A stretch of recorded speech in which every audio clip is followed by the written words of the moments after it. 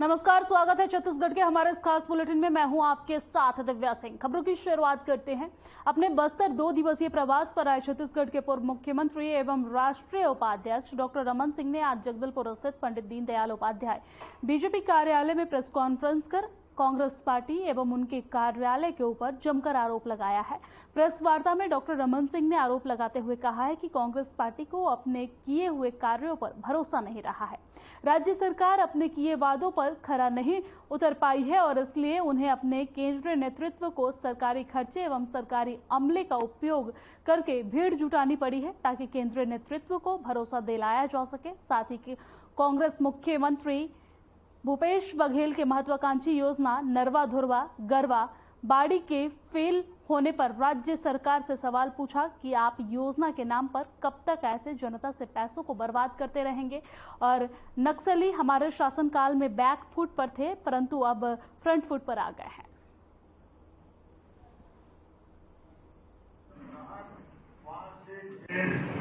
यहाँ से सुबह चले जाएगी, हालत खराब हो जाएगी। यहाँ से अलग अलग सड़कों में या गुजरेंगे, ग्रामीण क्षेत्र में सड़क में गड्ढे हो गए। सरकार ने आने के बाद नए सड़क निर्माण की बात तो छोड़ दीजिए, बस्तर में एनुअल रिपेयर के लिए भी पैसा नहीं दिया। जो भी काम चल रहा है वो सिर्फ नेशनल हाईवे में काम चल रहा है या एपीपी की सड़कों का काम चल रहा है। स्टेट बजट से कोई काम ये सरकार नहीं कर पाई है। सभी मोर्चे में ये सरकार पूरी तरीके से असफल रही है। ये सरकार की असफलता इस बात को दिखाता है कि आज समाज के सभी वर्ग आंदोलित हैं और देश आंदोलन कर रहे हैं।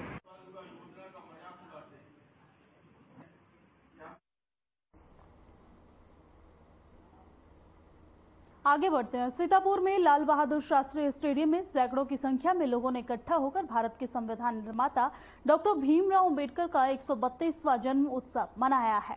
इस कार्यक्रम में क्षेत्र के काफी लोग सम्मिलित हुए हैं और भव्य रैली का आयोजन किया गया है।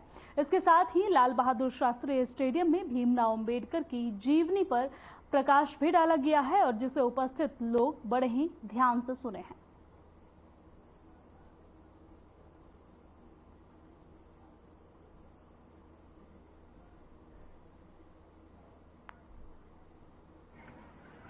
देखिए, बाबा साहब की जयंती 132वां जयंती हम मनाई गई, तो इसमें जो है अपने पिछड़े दलित ये जितने भी शोषण हो रहा है सबको एकजुट करने की कवायद की गई है। और जो हम इसमें कुछ अलग करने की सोच रहे हैं ताकि सब अपने पिछड़े आदिवासी शोषित जितने भी हैं वो आके इकट्ठे हों एक साथ। तो आज का कार्यक्रम क्या क्या था? ये आज जो है 132वां जन्म जयंती जो है बाबा साहब भीमराव अंबेडकर की जो मनाई गई, हमारे ये आदिवासी बाहुल क्षेत्र होने के नाते इस क्षेत्र में हमारे Bahujan Samaj ST SC OBC जो वर्ग है अभी इस विषय के बारे में कोई भी उनको जानकारी नहीं है कि आज हम किस तरह जी रहे हैं। इस जीवन के पीछे बाबा साहब का हमारे क्या योगदान है, इन सारी चीजों को जन जन तक पहुंचाना और उन समाज को जागरूक करना, उन्हें उनके संविधान और अधिकारों के बारे में अवगत कराना, ये मेन उद्देश्य है। और बाबा साहब की इस तरह जो जयंती का आयोजन किया गया है, इसको समाज को जानकारी देना, ये मुख्य उद्देश्य है।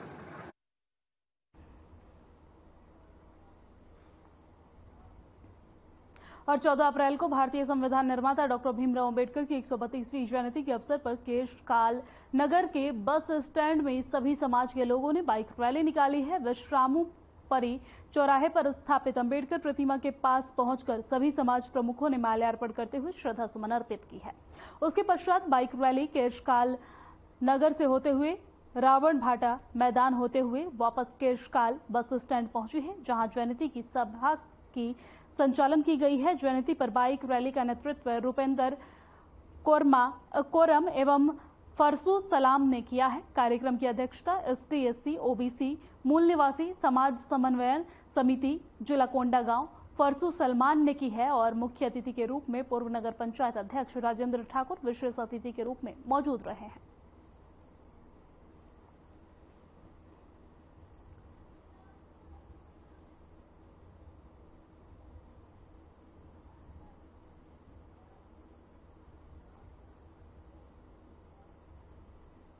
और डॉक्टर अभिराम शर्मा चिकित्सक एवं समाज सेवक कई सालों से नियमित गरीबों को न्यूनतम शुल्क में स्वास्थ्य सेवा और परामर्श प्रदान करते हैं।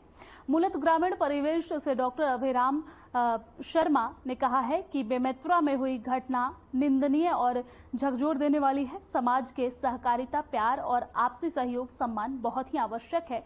जो भी हुआ है वो अस्वीकारनीय है।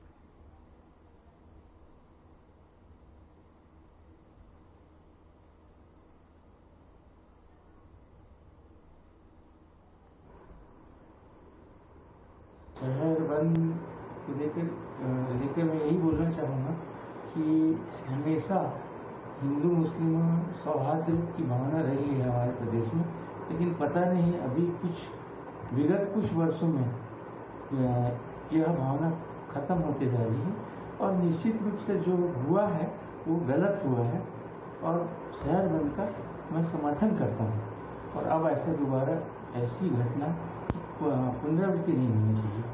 ये अच्छी बात नहीं है।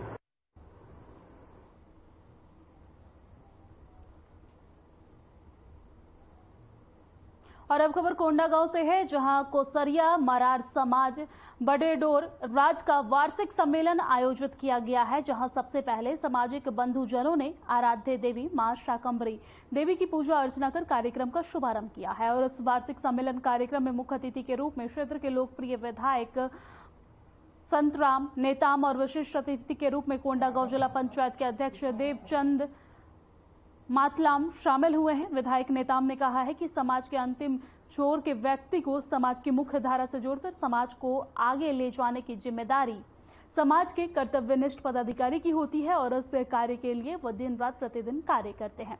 वही विशिष्ट अतिथि देवचंद मतलाम ने कहा है कि समाज के विकास में शिक्षा का विशेष स्थान है, क्योंकि शिक्षित समाज ही संबल समाज का निर्माण करता है और रूढ़वादी प्रवृत्ति को दूर करते हुए समाज के नवनिर्माण में युवाओं का योगदान सर्वाधिक होता है।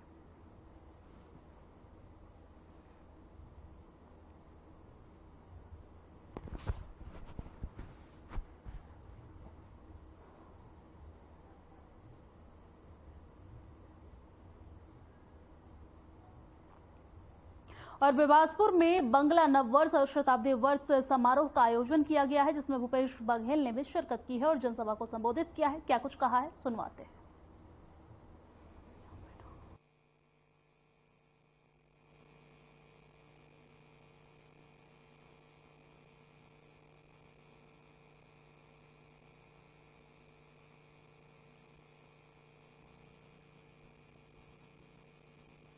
संसदीय सचिव भान रश्मि सिंह जी, विधायक साथी भाई शैलेश पांडे जी,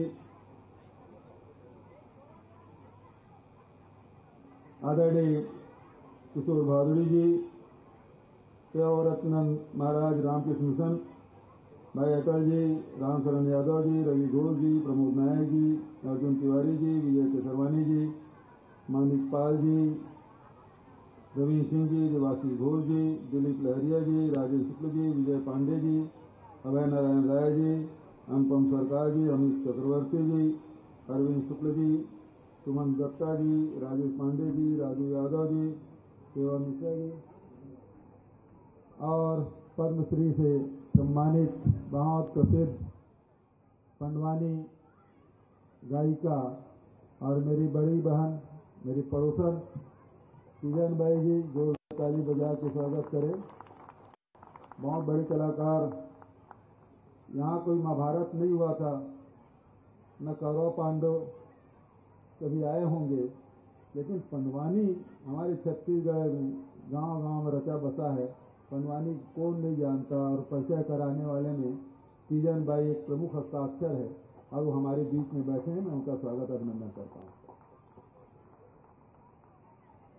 आदरणीय साथियों, बांग्ला नववर्ष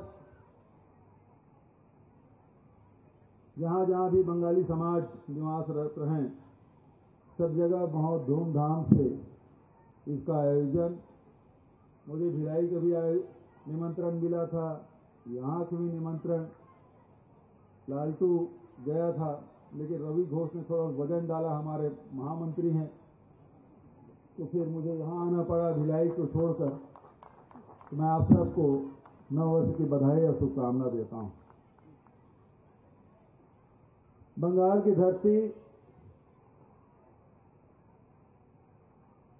क्रांतिकारियों की धरती, वीरों की धरती, समाज सुधारकों की धरती, भक्ति आंदोलन की धरती, बंगालियों के बिना देश की आजादी की लड़ाई की कल्पना नहीं की जा सकती। जो वहां विचारक हुए,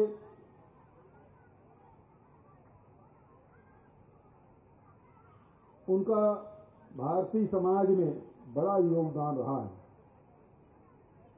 हम सब राजा राम मोहन राय को समाज सुधारक के रूप में जानते हैं। विधवा विवाह के विरोध करने वालों के नाम से जानते हैं, लेकिन उन्होंने जो काम किया इस देश में, तब अंग्रेज आ चुके थे, तब नवाबों का राज्य था, चाहे वो दक्षिण हो, चाहे बंगाल हो, अवध हो, अन्य जगहों में देखें, चाहे दिल्ली में हो, मुगलों नवाबों का साम्राज्य था। ऐसे समय में अंग्रेज यहां आए, उनकी लड़ाइयां अक्सर इन नवाबों से, राजा महाराजाओं से होती रही है। तब राजा राम मोहन राय ने एक आंदोलन चलाया था, और इस बात को इतिहासकार तो जानते हैं, लेकिन अधिकांश लोग इस बात को भूल गए। वो पहले व्यक्ति हैं जिन्होंने कहा कि शिक्षा में अंग्रेजी को शामिल किया जाए। उसके पहले हमारे देश में या तो भाषा पढ़ाई जाती, या अंग्रेजी, या गणित, भाषा, गणित, इतिहास, ये तीन चीज पढ़ाई जाती थी। लेकिन अंग्रेजी और विज्ञान यहां के शिक्षा में शामिल नहीं था, और शामिल करने के लिए आंदोलन चलाने वाले कोई व्यक्ति रहे तो राजा राम मोहन राय। और यही कारण है, उस आंदोलन के चलते जितने भी शासकीय सेवा में आप देखेंगे, सबसे ज्यादा बंगाली हुए, क्योंकि अंग्रेजी पढ़े। वो अंग्रेजों के दफ्तर में भी काम करते थे, और वही काल है जिसमें सब रेल लाइनें बिछी और रेल शुरू हुआ। तो जितने भी रेलवे में भर्ती आप देखेंगे, सबसे ज्यादा आपको बंगाली मिलेंगे। और जहां जहां आपको स्टेशन है, चाहे वो बिलासपुर की बात करें, चाहे भिलाई की बात करें, रायपुर में बात करें, यदि बंगाली समाज आया है तो इसे ट्रेन के माध्यम से चले आए। गलत बोलो हमारे लिए। तो देश भर में जो बंगाली फैले हैं, उसमें एक बड़ा माध्यम बना शासकीय सेवा, और दूसरा रेल। इसके माध्यम से आए। दुर्गा पूजा हमारे छत्तीसगढ़ में नहीं होता था। यहां तो जमारा वाले हैं, नवरात्रि में, दोनों नवरात्रि में घर में जमारा बोएंगे, सेवा करेंगे। लेकिन दुर्गा पूजा यदि शुरू हुआ है तो बंगालियों के आने के बाद। हमारे गांव में कभी हम लोग जब छोटे छोटे थे, तब वो दुर्गा समितियों में शामिल करते थे। कोई एक बंगाली कर्मचारी, चाहे वो इलेक्ट्रिसिटी बोर्ड में हो, चाहे वो किसी विभाग में हो, वही शुरू करता था। और फिर ये दुर्गा पूजा, आज तो ये है, बंगाली लोग जितना दुर्गा नहीं रखते उतनी छत्तीसगढ़ के लोग रखते हैं। कौन सा ऐसा गांव है जहां दुर्गा पूजा ना हो? और कौन सा मोहल्ला? आप तो गांव बात छोड़ दीजिए, आप तो मोहल्लों में दुर्गा पूजा। जिस प्रकार से बाल गंगाधर तिलक ने गणेश पूजा की शुरुआत की, उसी प्रकार से बंगालियों ने दुर्गा पूजा की शुरुआत की। और दोनों, गणेश पूजा और दुर्गा पूजा, आज हमारी सांस्कृतिक पहचान बन चुकी है। आदरणीय साथियों, वो दौर था जब अंग्रेज आए, जब नवाब का शासन था बंगाल में, और हमारी सबसे प्राचीन सभ्यता भारत की, हिंदुओं की, उस समय तुलना होती थी कौन बड़ा है। हिंदू कहते थे हम सबसे बड़े हैं, हमारे पास इतने वेद हैं, पुराण हैं, उपनिषद है, गीता है, महाभारत है, रामायण है, स्मृतियां हैं। हम अपने आप को समृद्धिशाली कहते थे। नवाब जो मुगल मुसलमान ये अपने आप को शक्तिशाली और ताकतवर और सबसे उच्च मानते थे। वहीं अंग्रेज, उनके पास विज्ञान था और वो कहते सर्वोच्च हम हैं। लेकिन इस बीच में एक व्यक्ति हुआ जिन्होंने किसी धर्म को नीचे दिखाने की कोशिश नहीं की, किसी को सर्वश्रेष्ठ बनाने की कोशिश नहीं की, लेकिन उस व्यक्ति ने अपने साधना, अपने तप के बदौलत पूरे दुनिया में एकमात्र संत हुए जिन्होंने उद्घोष किया, आज चाहे किसी पंथ से, किसी रास्ते से, किसी पद्धति से आप साधना करें, पहुंचेंगे एक ही जगह, और वो संत हुए रामकृष्ण परमहंस।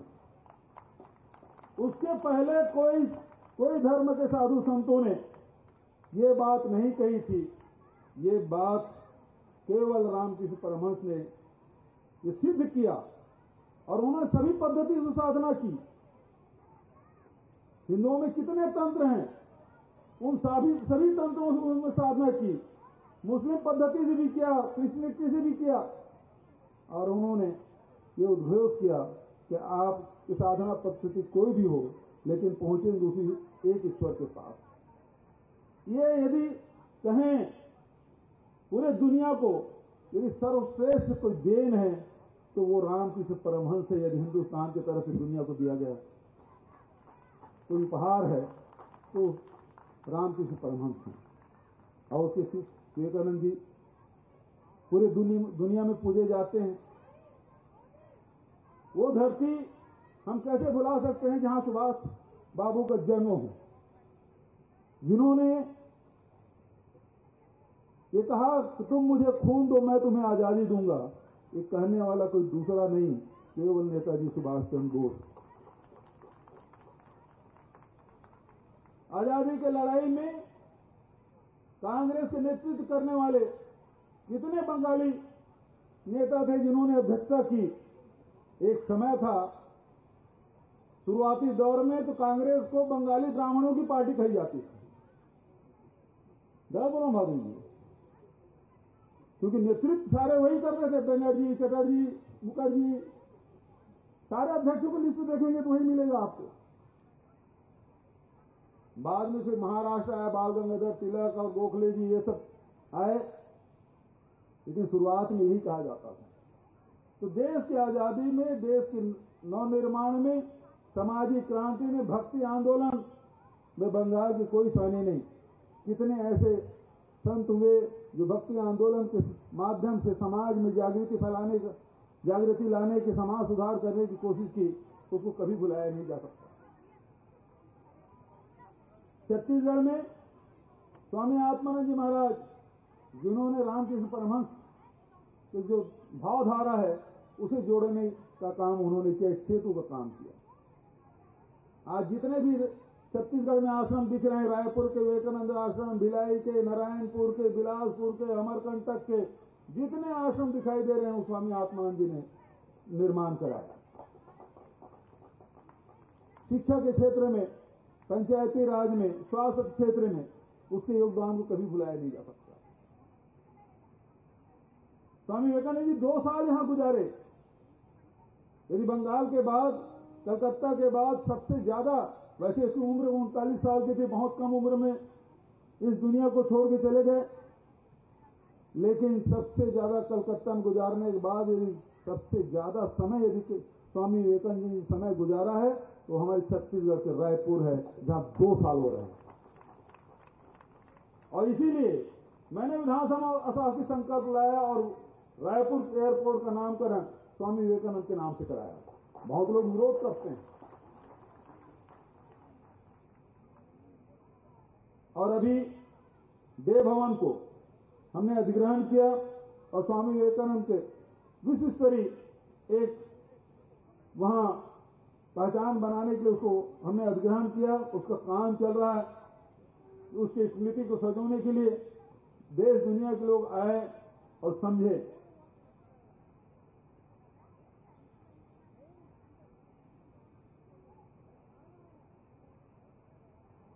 रविन्द्रनाथ टैगोर को कौन नहीं जानता, जिन्होंने मोहनदास करमचंद गांधी को महात्मा को उपाधि दी। उसके गीतांजलि को कौन नहीं जानता।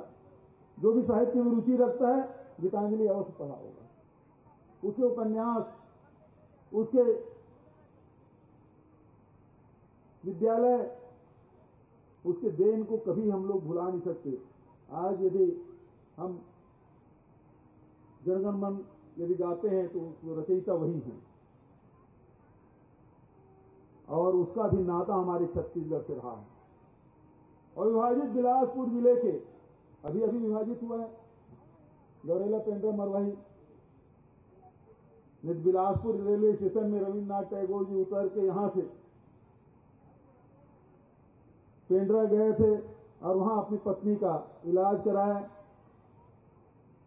1.5 साल लगभग वक्त गुजारा। यहाँ उन्होंने अनेक रचनाएं रची। जिस प्रकार लालटू ने जो बात कही कि हमारे सांस्कृतिक संबंध हैं, खान पान, रहन सहन, बोलचाल, हमारे बंगला भाषा के शब्द, तो इसी प्रकार से जुड़ता है। जब समाज आते हैं दूसरे जगह आते हैं तो लोग केवल जाते भर नहीं हैं, उनके साथ साथ उनकी संस्कृति भी चलती है। और आज बंगला संस्कृति यदि छत्तीसगढ़ में केवल बंगाली नहीं आए, बंगला संस्कृति भी, उसके धार्मिक रीति रिवाज, वो सब आए और सबको आत्मसात छत्तीसगढ़ ने किया। जैसे भारत की अपनी परंपरा है, छत्तीसगढ़ उससे अछूता नहीं है। भारत में अनेक आक्रमण हुए, अनेक जातियां यहाँ आई और यहीं आके रच बस गए। कुछ जातियां हैं जो केवल लूटने के लिए आए थे, वो चले गए, लेकिन बहुत सारी जातियां हैं जो यहीं आए और यहीं रच बस गए। और उसी प्रकार से छत्तीसगढ़ में कितने, चाहे नौकरी के लिए आए, चाहे रोजगार के लिए आए, चाहे धंधा के लिए आए, जो छत्तीसगढ़ में आए वो छत्तीसगढ़ का हो गया। ये खासियत है छत्तीसगढ़ धरती की, इस सबको समेट लेते हैं। इसलिए हमारे देश को भी भारत माता कहते हैं और छत्तीसगढ़ को भी छत्तीसगढ़ महतारी कहते हैं। माता की गोद में सबके लिए स्थान, हमारी छत्तीसगढ़ महतारी की गोद में भी सबके लिए स्थान है। कुछ लोग नफरत फैलाने की कोशिश करते हैं, लेकिन हमारी जो भाईचारा है, प्रेम है, यही हमारे संत महात्माओं ने हमको सिखाया है और उसी से ये देश जुड़ा हुआ है, यहाँ के लोग जुड़े हुए हैं। और यही कारण है कि हमारे भारतीय संस्कृति, बहुत सारी जातियां देश के, दुनिया के मानचित्र में उभरा और नष्ट हो गए, लेकिन भारतीय संस्कृति इतनी प्राचीन संस्कृति है, बल्कि और उत्तरोत्तर उसमें वृद्धि हो रही है, कम नहीं हो रही है। लेकिन आज सत्ता के लालच में बहुत सारे लोग तोड़ने का प्रयास कर रहे हैं, काटने का, बांटने का, नफरत फैलाने की कोशिश कर रहे हैं। हम सब की जिम्मेदारी बनती है कि हम सब अपने जो पूर्वज हैं, हमारे जो संत महात्मा ऋषि मुनि ने जो रास्ता बताया है, उसी रास्ते पर चल के देश की एकता और अखंडता को बनाए रखना है। इस अवसर पर कल बाबा साहब भीमराव अम्बेडकर की जयंती हमने मनाई। उन्होंने हमको संविधान दिया, उस संविधान ने हम सबको अधिकार दिया है। आज जितना भी, चाहे हम बात कर रहे हैं, रोजगार प्राप्त कर रहे हैं, शिक्षा प्राप्त कर रहे हैं, वोटिंग राइट है, ये सारे राइट उसमें मिले हुए हैं। लेकिन आज हम देखते हैं कि किस प्रकार से जितने भी संवैधानिक संस्थाएं हैं उसे कमजोर करने की कोशिश की जा रही है। यदि ये संस्थाएं कमजोर होगी, यदि हमारे विधानसभा, लोकसभा कमजोर होंगे, यदि हमारे विधायिका, कार्यपालिका और न्यायपालिका कमजोर होंगे, तो निश्चित रूप से लोकतंत्र कमजोर होगा और ये देश कभी इसको बर्दाश्त नहीं करेगा। मैं आप सबसे यही कहना चाहूंगा, ये देश हम सबका है और लोकतंत्र हम सबको समानता का अधिकार देता है। बहुत सारे देश हमसे, हमारे साथ और मेरे साथ छत्तीसगढ़ की खबरों में फिलहाल इतना ही। मुझे दीजिए इजाजत, नमस्कार।